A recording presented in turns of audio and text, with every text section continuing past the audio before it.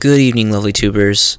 My name is the White Mexican, and this is Market Watch Investments. I would like to offer my invitation. Please allow me to lay a comfortable cloak of optimism against depression and loneliness on your shoulders. You are not alone. Do you guys ever just feel cardboard investments? These are going to be my personal selections, and I do hope that you enjoy. Getting things kickstarted tonight is going to be Wind Up Rat. So this is a solo print from Order of Chaos, going back to way back in the day, 2012, 2013 era of Yu-Gi-Oh! And Wind Ups was a really fun deck. I think it's safe to assume it's kind of getting up there in age now, but a relatively fanboy favorite deck. And again, this is a solo print. This is the only way you can get this card. And it's been kind of fluctuating like throughout the years because it is like the only print that you can get this, and it's sitting around like 7 bones now roughly for a couple copies here for the first editions. And I'm going to go ahead and look at some stacks here, see what the stack availability is here. So yeah, roughly around 6 bones, 6 bones, and then it goes to 8 for the stacks. So just kind of an interesting price point. I mean, not too incredibly different or anything like that, but just be aware that this is a solo print, and back in the day this was well needed for the hand loop combo, which is dead because of Carrier, but who knows, Carrier can come back and it's an ultimate rare and it looks really cool. So just something that I thought was kind of interesting that I just wanted to kind of bring to your attention. Next is going to be Sea Monster Theseus. This is the original prints from Raging Tempest. Of course, there's the 2017, I believe it was, Megatons. Mirrored secret rare reprints. You definitely want to go for the original one specifically for this. There's not like any crazy combos or anything coming out with this. This just has really amazing artwork and is high rarity secret rare. And again, 2016 is not like terribly old, but it's kind of getting up there somewhat in age now. And some pretty good history merit. Zodiac was the main kind of burster cards from this set. But looking at first edition copies, lightly played roughly around 5 bones. So there has been a significant increase in price value. I feel like the last time I reviewed this card, it was roughly around 3 bones, 3 bones, and now it's like pretty much straight up 5 across the board for the original first edition copies. And there's a couple stacks here. There's a stack of 8 and then a stack of 3 here for 6. Plenty of availability. But there's just something about this card. Like, I really just love the artwork. I love Secret Rare Fusions. I think they look gorgeous. And there's just something about this card, like, I really just kind of feel that this is going to become a collector's card someday. Probably not anytime soon, but it's just one of those things where you just kind of have, like, your internal gut feeling. Next is going to be Galaxy Serpent. So this is going to be the original prints from Judgment of the Light. This is another card that's kind of obscure. It's not that this has like some insane like secret playability or anything like that. There's a couple of variants you can see here. This is the original as a super rare. I just really love the artwork on this. The artwork is really, really cool. It's got like that like miniature Stardust effect going on it. And just like galaxies and nebulas and dragon stuff is just really cool to me. I love super rares, and I love dragon. I love dark and light monsters. It's a tuner level 2. Not really a big deal on stats, but again, I don't know. There's just something about this card that I just really appreciate, mostly for artwork value, and this being the original print here. And there's almost no first edition copies. We can look here. When I switch over to first edition copies, there's a 3 stack for around 3 bones a piece from Ultimate Cards, but that's it. That's all that is available for first edition copies here on TCGP. So I thought that was kind of interesting. Next is going to be Herald of Orange Light. So I'm assuming it's probably because of Drytons. I know Drytons are still seeing some pretty fluctuant play or something like that. I'm not really super deep into the meta, but every copy of this is worth at least some form of money. And obviously there's several different prints. Obviously you have the Ultimate Rare, which is going for some like ungodly price points, but yes, there's been like a crazy upsurge. The shadow foils have gone all the way up to like 11, 18, and even just the original rares from the very infamous Duelist Genesis, they're going between like 4, 6, and even the commons are going for like around 4 bones a piece. So if you have this card, sell it all across the board. It's worth really good money for what it is, seeing how like this used to be like pennies on the dollar. So this is a good sell right now, in my personal opinion, if you're not going to play the card. Next is going to be something really not really obscure. I know it's really, really competitive to get this. We're going like to Gen 1 of Yu-Gi-Oh! Here, Star Deck Yugi. But one thing I found is really interesting that I didn't notice this before is I don't know what this sample promo is. Comment below if you guys know what this is. I never heard about this. Apparently it was maybe like, I don't know, like the first run prints of the common Summon Skull reprint in the starter deck. I'm not really sure.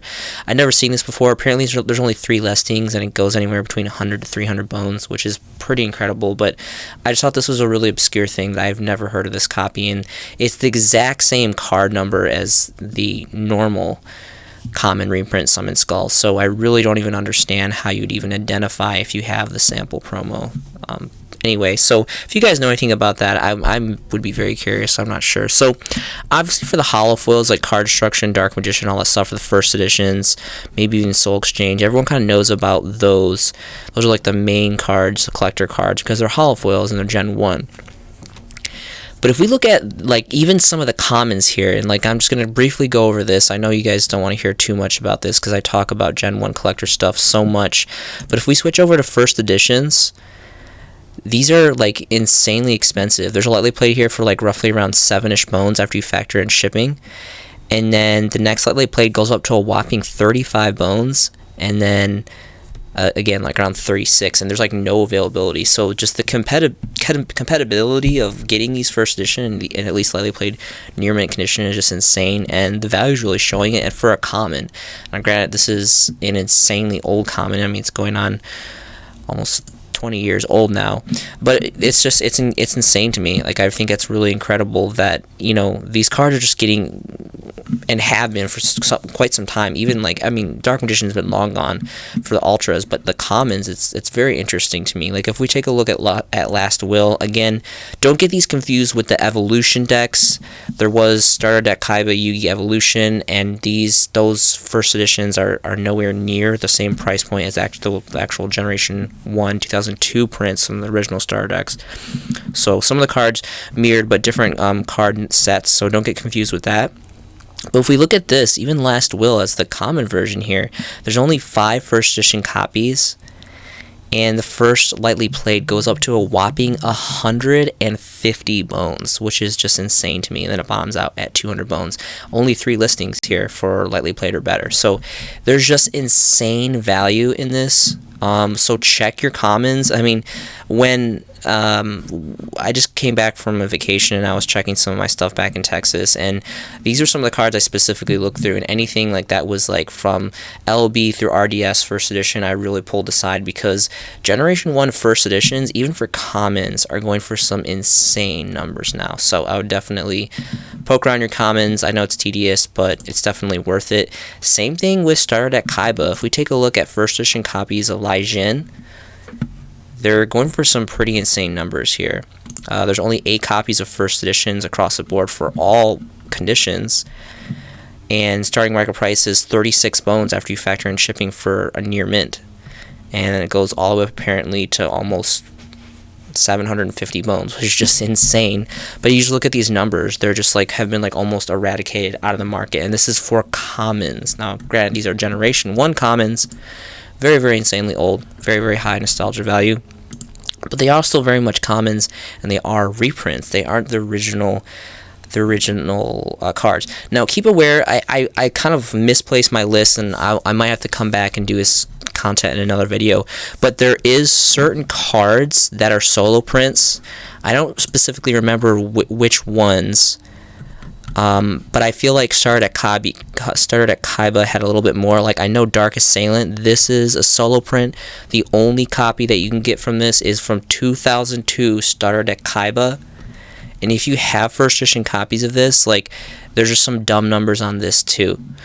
Like a near mint is like 11 bones, and then lightly played goes to like 13, and then it bottoms out towards like 50 plus, and there's not that many, well, roughly on 2 pages. But again, this is for like all conditionings. You're really just gonna want to focus on your lightly played or better. So these are interesting things to really focus on, because this is so old, and this isn't like a good card or anything. Pretty cool artwork, but this is a solo print. So what I would really recommend is, if you guys have time, and you guys have to forgive me, I misplaced my list, but there is several different monster cards in these two original Generation 1 starter decks, and not to discredit Starter Deck Joey and Starter Deck Pegasus as well. Those were the second wave, but those are still very much part of the first Generation 1 wave of starter decks. You had Starter Deck Yugi, Kaiba, and then Joey and Pegasus. So specifically for the first editions, be aware of the solo prints that only specifically come out of these Gen 1 starter decks, and there's some really insane value. So that's just something I kind of wanted to point out really quick. Next, I wanted to go over Shein. I love Six Samurais. This is my all-time favorite, one of my favorite level 5s. I think this one definitely ties up with Naturia Beast. Naturia Beast is just an insanely detrimental card. Highest rarity is an ultimate rare. Looking at first edition starting market price for damages, don't really pay attention to that. But all they played is going to be 100 bones. So even this is not really surprising. This has always been relatively expensive, and now it's finally breaking the $100 cap. And there's no surprise to that. Bottoms out at 300. There's only one page. This is an insanely gorgeous card. I love this card. One of the first control cards I ever really found when I came back in the game in 2011. This format was just crazy with Gateway at 3, and it was a really interesting format to play back then. So another thing to take of note, though, is the Spirit Warriors Secret Rare reprints. Again, I'm a huge fanboy of Secret Rare, and if you don't have the top dollar to go and get yourself a first edition Ultimate, because that does get very, very pricey. These first edition Secret Rares are definitely healthy alternatives, and we have some European Italians here that are $5 near mint first edition, and they're pretty much 5-6 bones across the board. I want to take a look at stacks, just out of curiosity. But for the longest time, I know when Spirit Warriors first dropped, this card was 2 bones. I know that's how much I picked up my copies for, and I bought several copies of these first edition near mint when the set first dropped, and I knew this card would eventually go up. And we can see here now stacks couldn't trickle up. It goes to 5 to 7 and then to 8, and then it goes almost to Phantom under 20 bones after that, and then bottoms out at 20, which is rightfully so. This is still a really cool card, a really fun card, and a really great rarity. Even though it is a reprint, it's still very much a secret rare. And Spirit Warriors is not by any means an old set, but it's not terribly new either. So something to take into consideration. Karma Cut, just like Herald of Orange Light, all across the board, this card is just seeing, I'm not really sure why, and I'm not really sure who is running it, but it's just seeing a great insurgence. Even these disgusting, terrible crap gold ones, and the commons you see are $5, and even the rares are $3-5. And of course you have the DTs, which is amazing. You guys know how I feel about DTs, the Dark Revs, Ultimates. So all across the board, this is a great sell for the lower rarities. If you guys have DTs or Ultimate Rares, I really kind of want to get to the bottom of this. I'm really curious who is playing this. I don't know who or why, so that would be another thing, another discussion topic starter off Spark if you guys know. I'm not really sure why. Again, I don't really study or invest too much time in the current meta state, but this is going for some pretty good money, as you can see. Lely played first edition is 75 bones, and then just continue to trickle up, 3 pages of availability. But more importantly, it's the lower rarities that are still holding good value. So if you have bulk of this card, you can push it off, and it adds up relatively quickly. Really amazing artwork on this too. I think this is DD Warrior Lady. It looks like DD Warrior Lady. Maybe I'm just getting old and see now, but I think this is DD Warrior Lady. So really cool artwork. Again, if you have the Ultimates or DTs, I would probably hold on to those, and maybe if you're into Dark Rev stuff, the Supers as well. But for the other 3 versions, those are a definite push. Inzektor Hornet is going to be next. So still to the date, again, another Order of Chaos card from that 2011, 2012-ish era of Yu-Gi-Oh! This has amazing artwork. This is an amazing card. This, just like Wind-Ups, it was roughly, same side, was the same format. This was really fun, and it's relatively, again, safe to say this is a fanboy deck. And it's not that this deck is coming back or anything, but it's still, I think it's very strange, it's very peculiar that this is still a solo print. And again, I have a strange fascination with super rares. I really like super rares, and this has seen an exponential price increase. We can see now starting market price is around 11 bones, starting market price for this all across the board, and rightfully so. Like, for the longest time, this card was 5 bones, 5 bones, 5 bones, and I've picked up several copies. Like, throughout the years, I've invested very heavily in this, mostly because it's the main card, the main destroy card of the deck. I've always really liked this deck core, and the artwork is just phenomenal. But now it's like double that, and then it's continuing to trickle up over that. And there's only 3 pages of availability now, so really interesting to see. Really happy to see a price increase on that. And also, we'll see that the only hollow version of Centipede as the Astral Pack 1 Super Rares, those are also seeing an exponential, I can't really say exponential, but a significant price increase. Those are going for like roughly around 5 bones now, if I'm remembering correctly. I don't know why this is taking so long to load. So I'm not really sure. So you guys tell me if there's something going on. Like, are people just kind of having like a nostalgia reinsurgent for these old decks?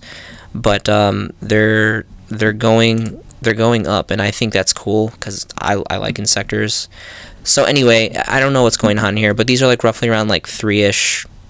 Well, they're like 3 bones now. I was wrong. They're like 3. And they transition to 5 quickly. So 3 pages available. I have tons of these too, tons and tons of these, and these have been selling relatively well for me personally. So something to consider.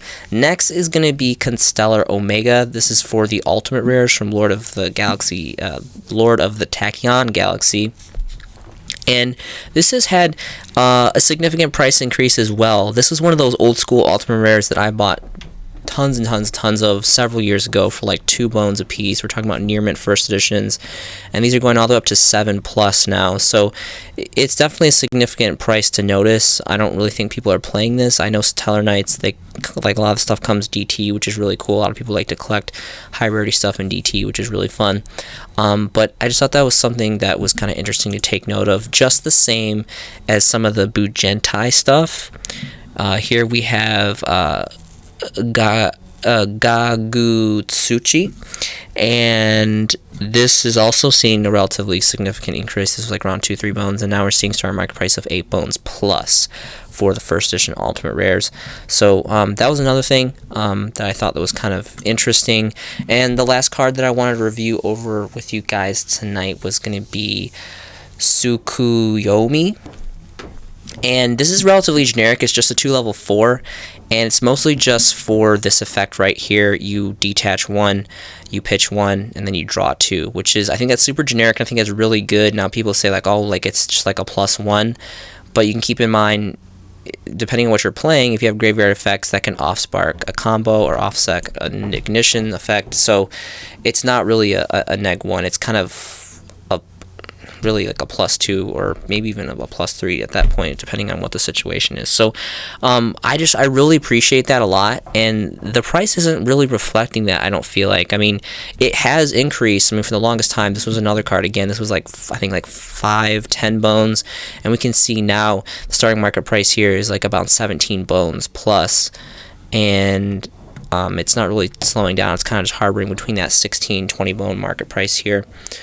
For the first edition ultimate rares. But you know, a really cool card. Again, Bujins is kind of another obscure, kind of not, I think to me, relatively like old school deck that, you know, maybe will get new support and come back, and it's just kind of something to be aware of. So that is all I have for you guys tonight.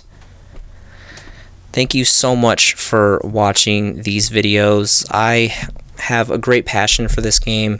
Yu-Gi-Oh! Has been a big part of my life for almost 2 decades. I love the trading, the deck building, the brotherhood, the friendship, the trading, the dueling, the creativity. There's so many amazing things that this game has to offer to anyone who chooses to invest the time in it. I hope you guys are making some fantastic Yu-Gi-Oh! Investments yourself. This has been a showcasing by The White Mexican, and I will see you in the next video.